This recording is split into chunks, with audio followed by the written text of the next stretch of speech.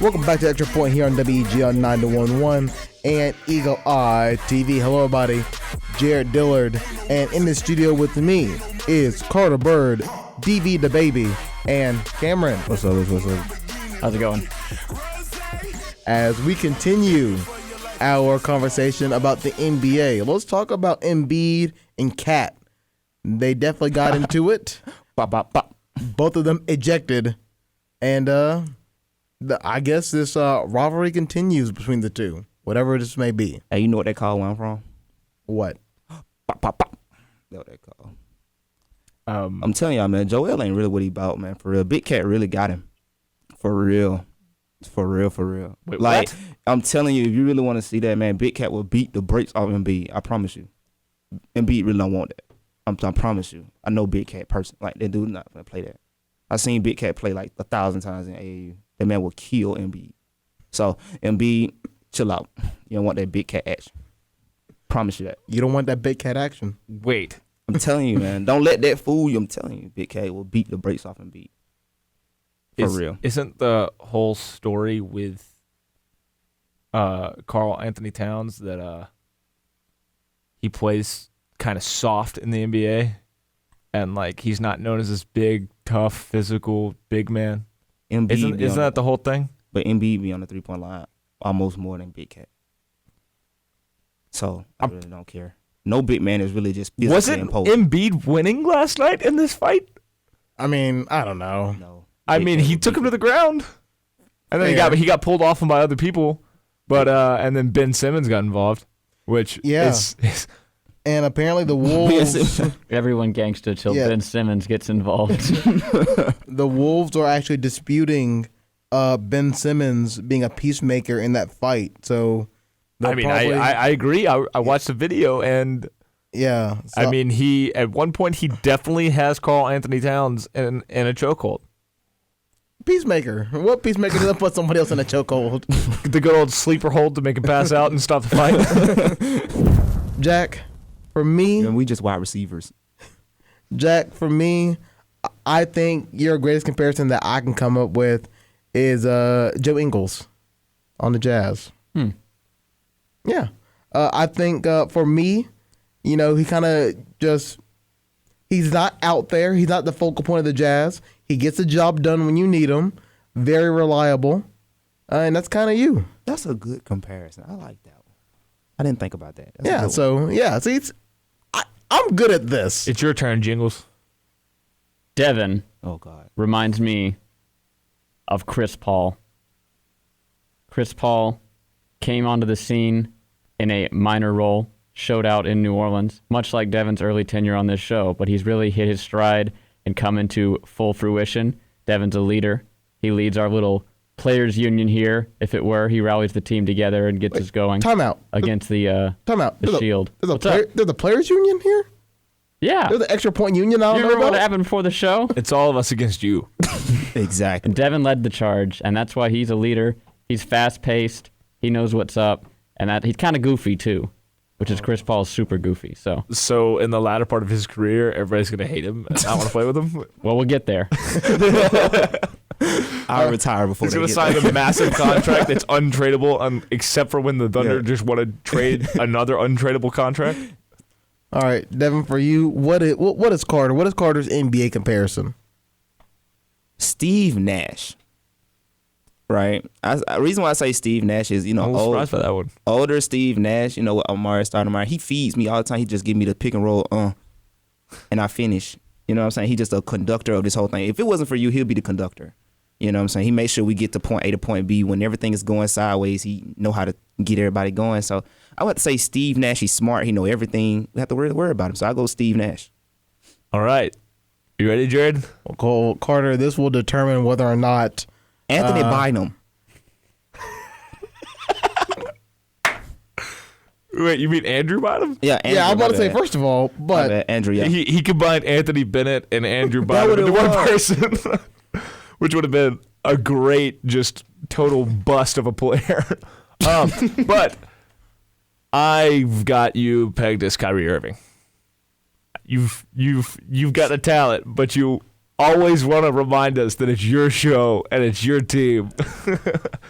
And you ball out sometimes. I agree. But you also want to tell us about how it's your show.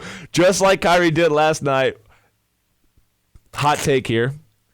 Him taking the mic before the game and addressing the crowd the way he did. That is a chess move by Kyrie. While KD's out, KD's not out there. He's trying to win the fans over, win the team over, so it's his team when KD comes back. That's what that was.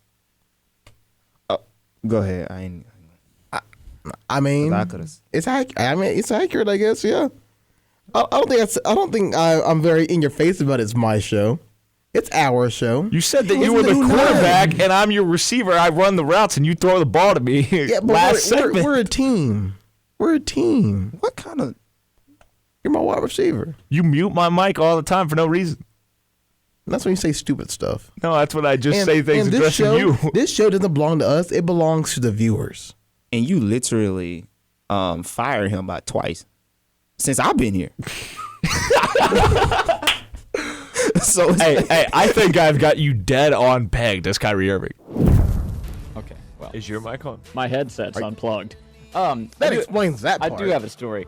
Sorry I didn't bring this up during the Auburn-Florida segment, but, you know, I really should have known Auburn was done for when at 5 in the morning driving down I-75 north towards Gainesville, I was passed by a royal blue Ford F-150 with 4 Gator flags at about 120 miles an hour. They did stop just for a moment up beside me to give me a chomp before they sped off into the night. Did you get drive-by Gator chomp? I got drive-by Gator chomped at about 90 miles an hour at 5 in the morning on the interstate. And if that's not a Florida man story, I don't know what is. Win the series 3-0. Twins got 9 hits, but they couldn't do anything with it. So definitely a tough way for the Twins to go out. But I want to show you guys something. Got to support the team. So today, guess what I'm wearing? Your Yankee socks. It's my Yankee socks. Jesus. I hate you so much. Look at them. I see them. I dislike Jared. Got to support the other team on the other side. So I got my Yankee socks on. Carter, you seem very disgruntled about that. Well, I didn't want your feet up in the camera today, so that's hey, a these are my strike. cameras anyway. We already know how I feel about your fandom and how much of a joke it is.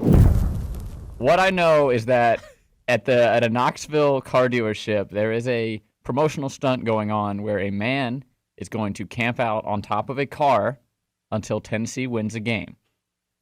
Now, let me remind you that Tennessee's next 5 weeks consist of, Mississippi State, not in this order, Kentucky, UAB, which I don't know if they'll win that one. Lord help that guy if they lose to the Blazers, because that might be it for the Vols.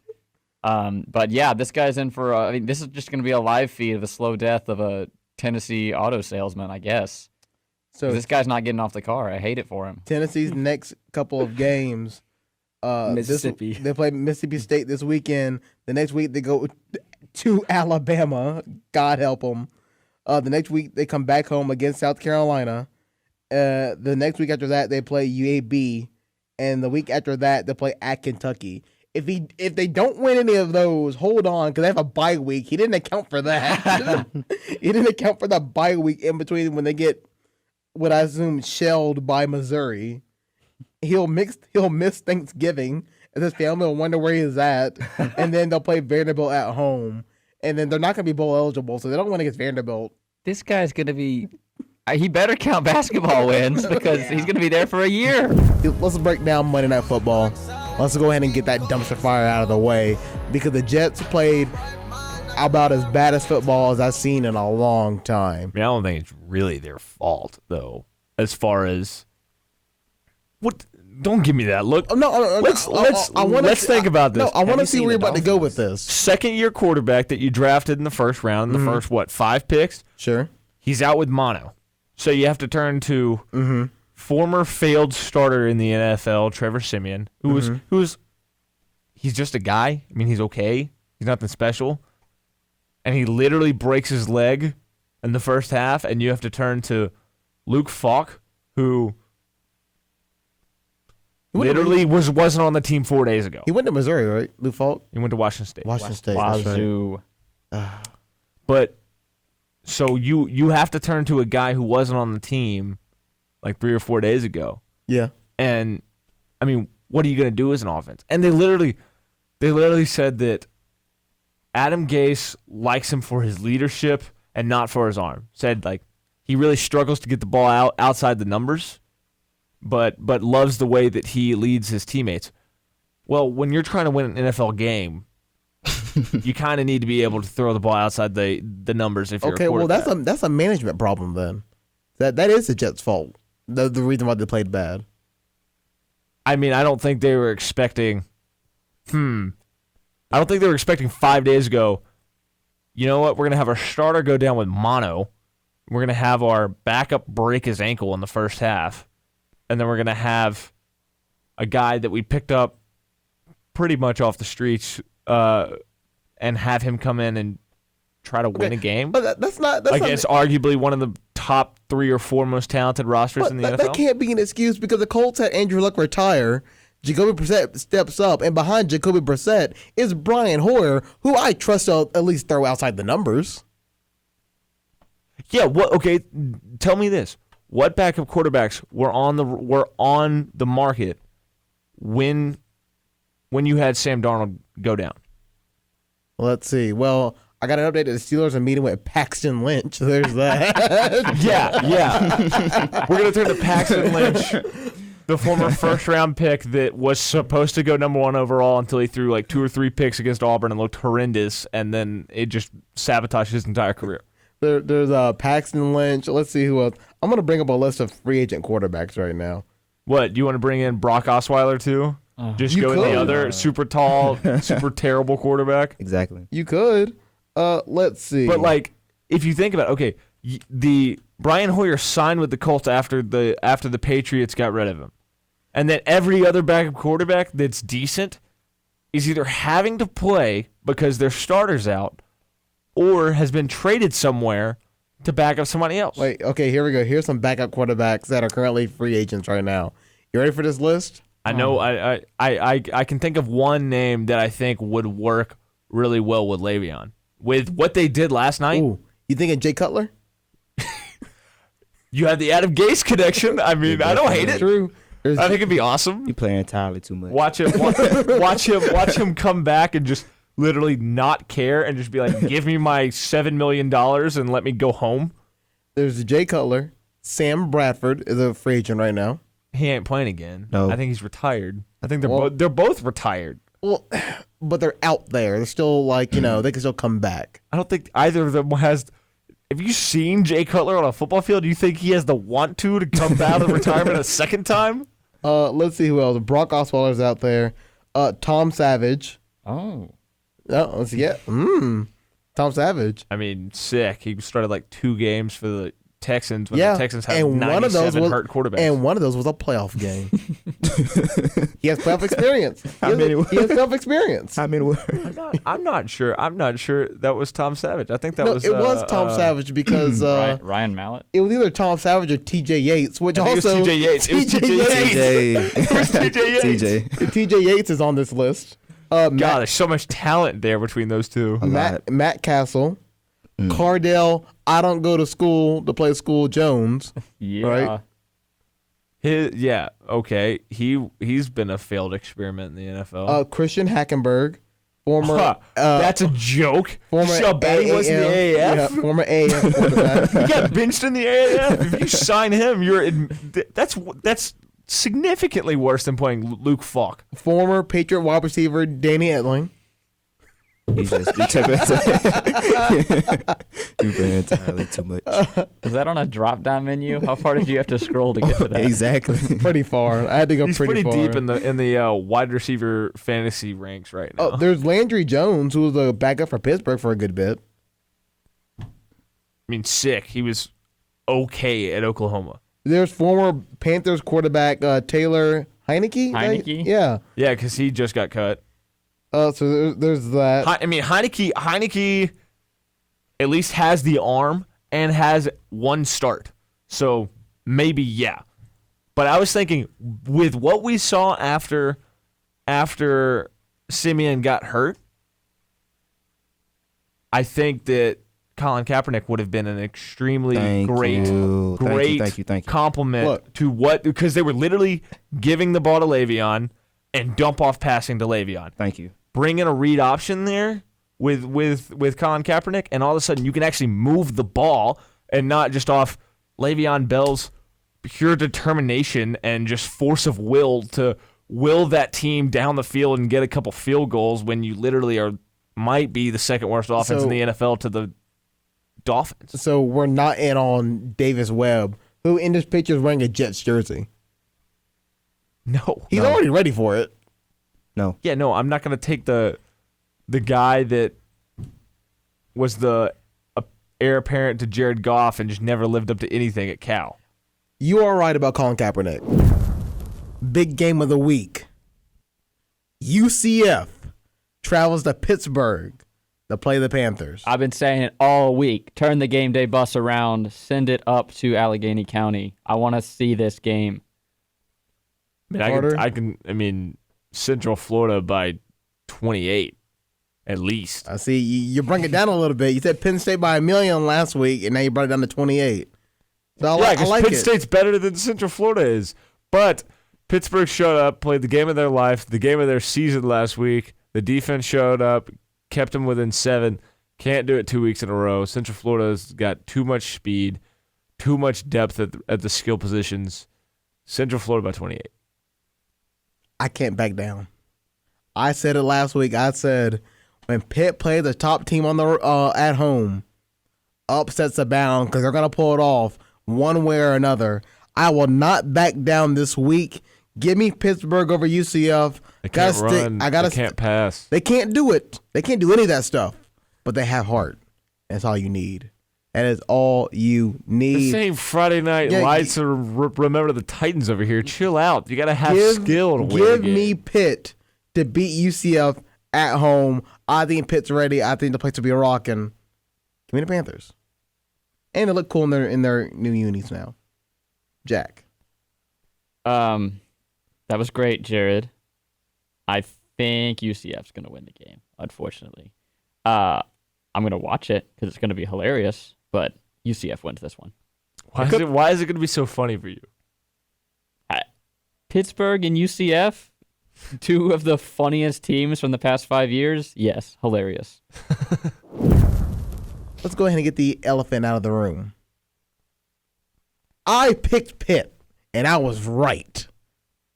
That's the only thing that matters. I knew it was coming. Game day should have turned that bus around. As soon as they blocked that punt, it was over. I told Jack I can't believe Pitt actually won that game. And it's like I would have been fine with everything on the weekend, but the fact that UCF actually lost to Pitt. Yep. Pitt is so bad, though. Are they? Yes. They're bad. Are they? They look awful.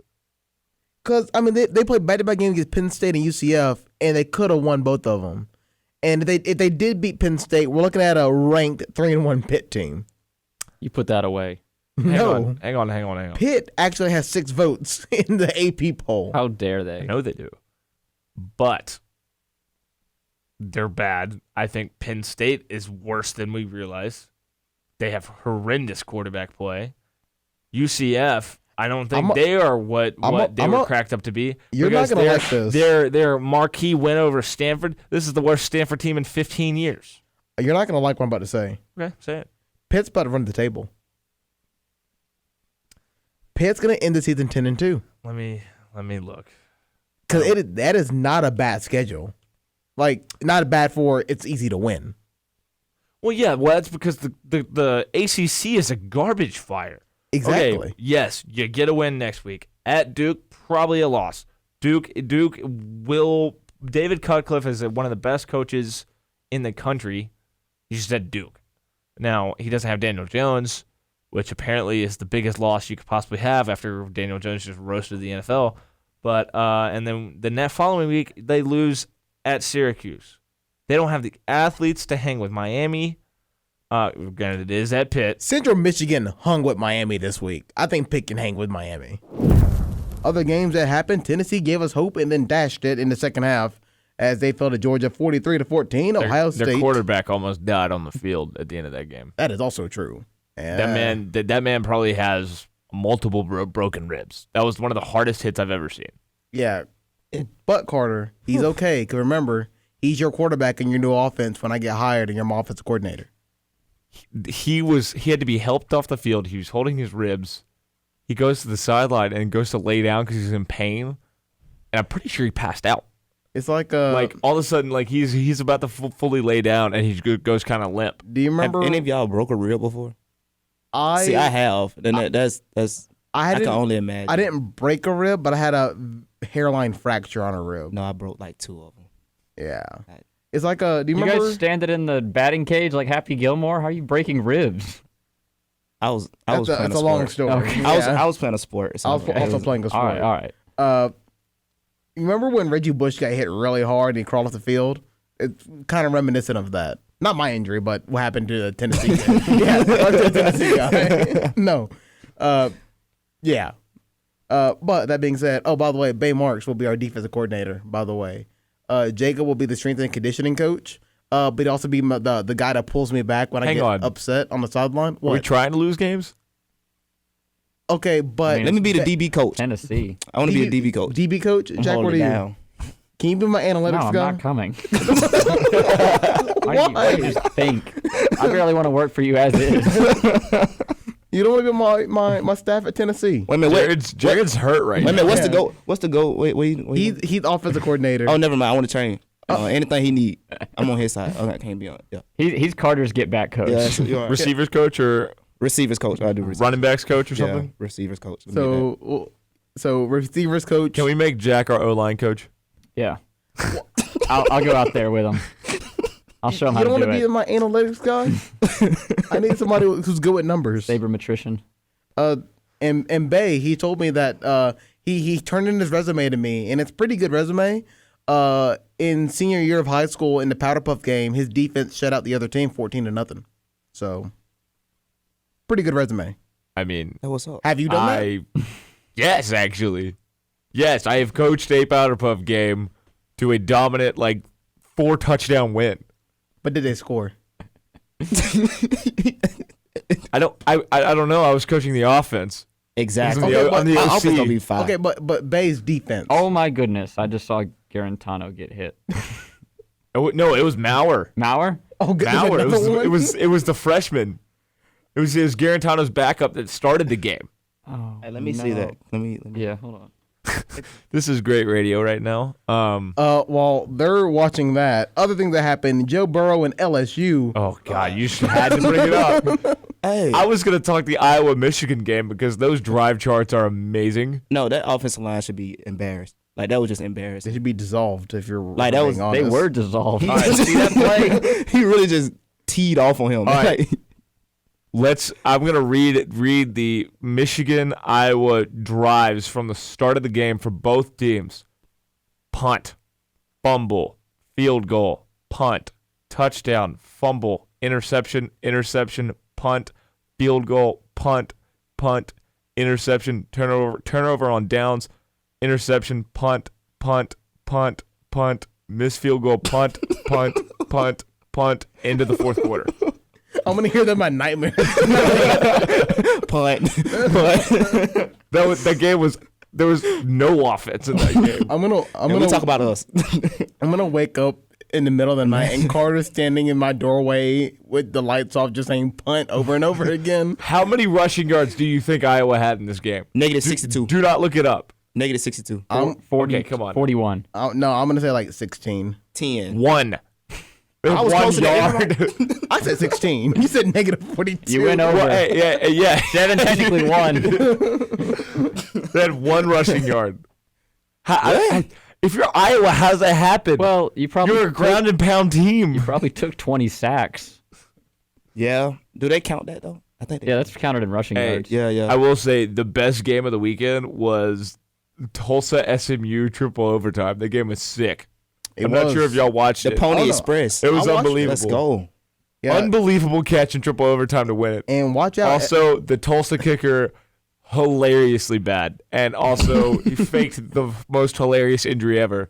Guy, touched his shoelace, and the man acted like he tore an ACL and acted like he couldn't kick the next field goal. So they put the backup in. And of course, the backup missed because, that's just obvious.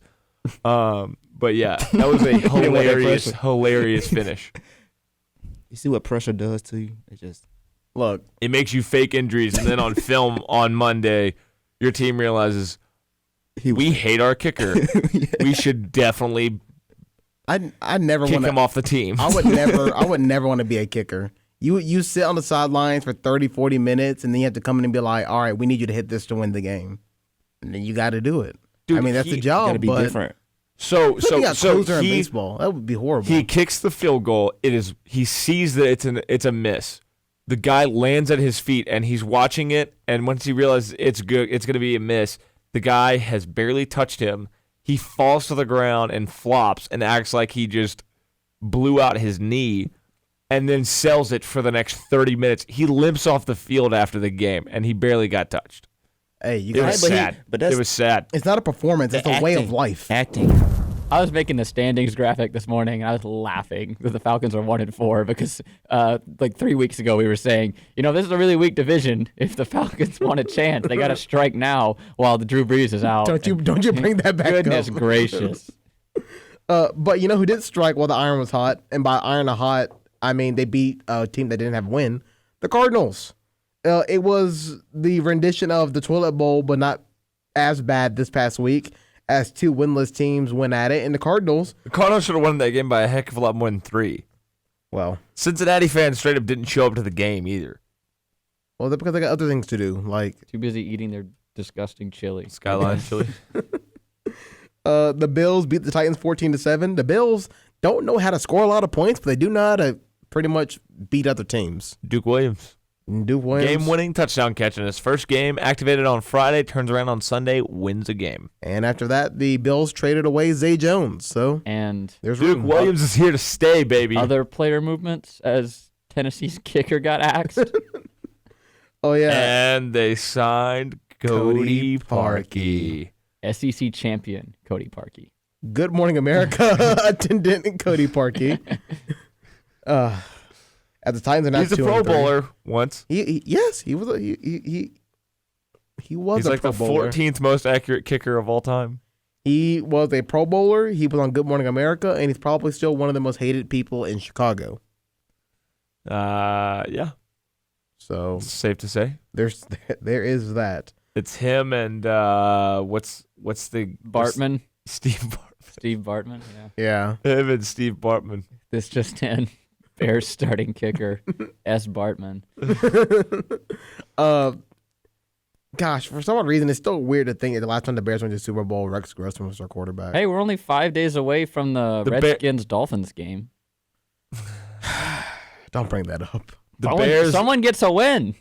The Bears went to London and lost John Gruden revenge game for the Khalil Mack trade. John Gruden cried after we traded Khalil Mack, and now he's dancing in the locker room, saying he wish he had a disco. The Patriots beat the Redskins 33-7, and obviously Jay Gruden's swipe access did not work when they got to the building the next day. Well, no, they brought him up there at 5 a.m. and fired him at 5 a.m. That's Hey, look on the bright that's so side. cold. I wouldn't show up. Look on the bright side. I'd be like, nah, I'm good.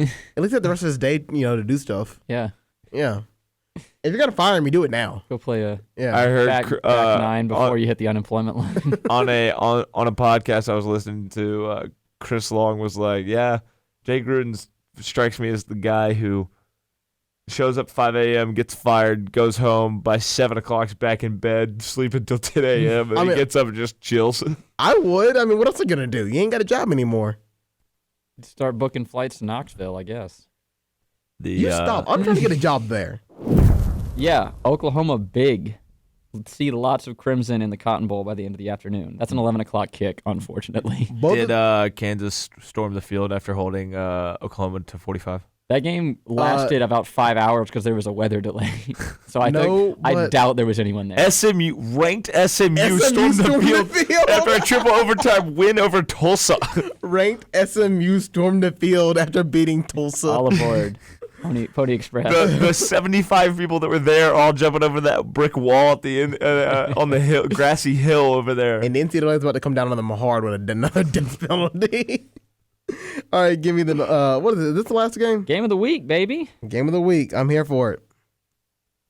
Florida winners last weekend, heading to Death Valley of LSU to take on the real Tigers in the SEC. Apparently, if you listen to Jared, it's Florida v. LSU. You listen to Jared, or just watch the stats. Or you just watch the games. Yeah, it is. Our Tigers don't have any teeth right now. They're great at defense, but they don't have the teeth to inflict damage. But there's a reason why this line is continuing to move in LSU's favor. 3 touchdowns already. Is that right? Wait, is that right? No. Is it right? 13.5. 13.5? What? How many touchdowns is that? I mean, for Auburn, field goals are touchdowns. So at this point, 5 field goals, so 5 scores for Auburn. That's the kind of game it's going to be. I want you guys to understand that LSU, who perpetually did not ever have an offense under Les Miles, is currently averaging 54.6 points per game. It's the first time they've ever had 4 consecutive 50-point games. So, with that being said, we're giving a score on this? Absolutely. All right. With that being said, LSU runaway favorites. I don't think it's even close. Joe Burrow is going to end the Florida Gators in Death Valley. Joe Burrow, 1,800 yards, 22 touchdowns, 3 interceptions. My boy got it on lock. I thought you were saying 1,800 yards in this game. I was like, Jared. Joe Burrow's going to put down the Gators by a score of 45-20. It's very similar to it's my very score. Close to my score. So I don't think Florida's all that they're cracked up to be still. I came out of the Auburn game thinking more, wow, Auburn got exposed on multiple aspects more than Florida's really good. The best comment of the weekend I saw was, despite their best efforts, Florida remains undefeated for another week. I think LSU is going to score a lot of points in this game because I think it's going to start to snowball on Florida when they can't score. I've got this game 45-13. Okay. Dang. Jack? Sorry, I just deleted my Cincinnati pick. It's probably telling you something. Yeah, this game is huge. I think LSU is going to expose Florida, and by transitive property, expose Auburn, if last week didn't already do it, before they expose. We've already been exposed. Oh, absolutely. It's gonna be even worse. Just going to make us double look, exposed. It's going to make us look worse before they do it at the end of the month, honestly. And will that be triple exposed then? Triple exposure. Tigers big in this one. Look for a fake field goal. They'll throw one of those in there. They always do. I think the fake punt where Brad Wing celebrates too early and gets it canceled by a personal foul. I think it's going to be the Tigers jumping out to a big lead. They will not score 50 just because those Florida DBs are just a little too good, but that doesn't mean Joe Burrow isn't going to have a day. I'll take the Tigers in this one, 45-23. Down this time. I think Carter would have the first recorded offer in Pick'em history, which could have been interesting. Yeah. So lots of blue on my spreadsheet this weekend, representing L's. But on the bright side, on the back of that 1-6 performance from some, I'm colorblind, so it's green and blue. What happened? So the first half over/under in the Arizona game last week was 31.5. With 2 minutes left in half, there were 13 points on the board, and the over for the first half hit. They scored 19 points in the last 2 minutes of the half. That's Pac-12 football. I mean, it was literally just 60-yard bombs all over the place. I'm not convinced these games happen. I'm convinced everyone goes to bed and they make up what happened the next day. Is it game number 9, Jack? Yes, penultimate pick. It is the Big Ten Showdown, Michigan at Penn State under the lights in College Park. Can we all just say the same team? On 3. 1, 2, 3. Penn Penn State. State by 1,000,000. Thank you. Thank you, guys. Number 10. Penn State by 1,000,000 returns. What did you say over there? Penn State. Yeah, Penn State. Good job, guys.